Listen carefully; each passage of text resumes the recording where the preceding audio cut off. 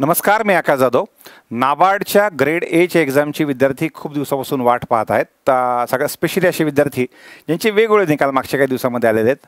त्यामध्ये ग्रामीण बँकेचा पी ओ आहे, ग्रामीण बँकेचे असिस्टंट, त्यांच्या जॉईनिंगची प्रोसेससुद्धा स्टार्ट झाली. 18 तारखेपासून MGBच्या विद्यार्थ्यांची जॉईनिंग स्टार्ट झालेली आणि त्याच्याशिवाय इतरही बँकांचे विद्यार्थी 2 महिने आचारसंहितेमुळे जे थांबले होते त्यांच्यासुद्धा 1 बाय 1 जॉईनिंग स्टार्ट झालेले आहेत.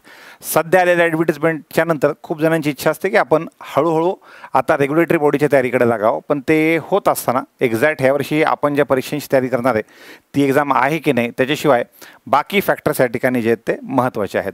आत्ताच सेबीचं नोटिफिकेशन आलेलं आहे. सेबीचं नोटिफिकेशन, त्याच्यावरचे व्हिडिओज निश्चित तुम्ही पाहिले असतीलच, पण एनी ग्रॅज्युएट विद्यार्थ्यांसहित ॲग्रिकल्चरच्या विद्यार्थ्यांनासुद्धा याच्यामध्ये एक एक्स्ट्रा एज वेगवेगळ्या स्पेशलिस्ट पोस्टच्या निमित्तानं असतं.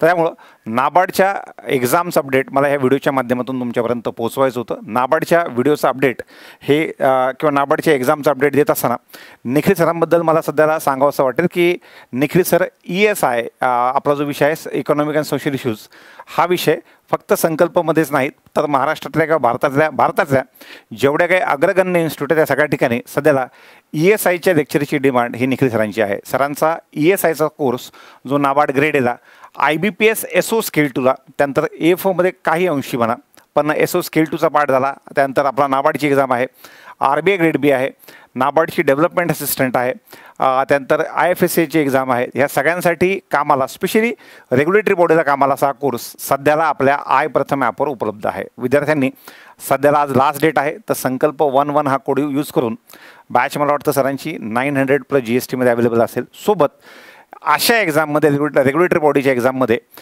एकदम टिपिकल करंट अफेअरवरचे क्वेश्चन कमी आणि बँकिंग अवेअरनेसचा पार्ट जो आहे तो जास्त इन डेप्थ डिटेलमध्ये असतो.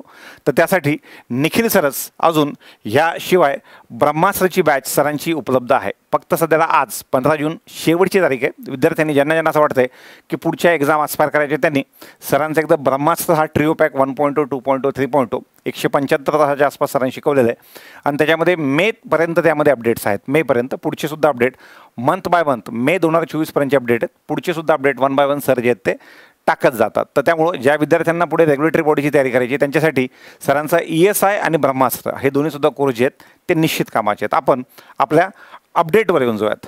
तर अपडेट सध्याला नाबार्डचं ग्रेड ए नोटिफिकेशन पुढच्या काही दिवसामध्ये अपेक्षित आहे.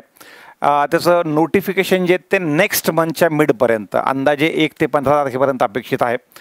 प्री एक्झाम जी आहे ती सप्टेंबरच्या 1st वीकमध्ये आणि मेन्स एक्झाम जी आहे ती ऑक्टोबरच्या 3rd वीकमध्ये एक्सपेक्टेड आहे.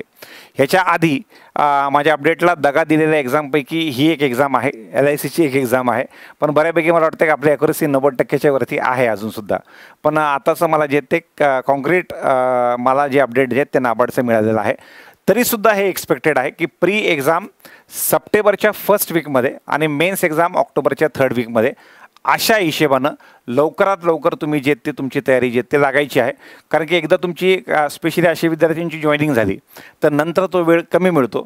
किंवा असेही विद्यार्थी जे फ्रेशर विद्यार्थी जे म्हणतात की मला नॅशनलाइज बँक किंवा बाकी एक्झामपेक्षा मला स्ट्रेट नाबार्डची एक्झाम टार्गेट करायची आहे, अशा सगळ्यांसाठी मला असं वाटतं हा एक चांगला वेळ आहे.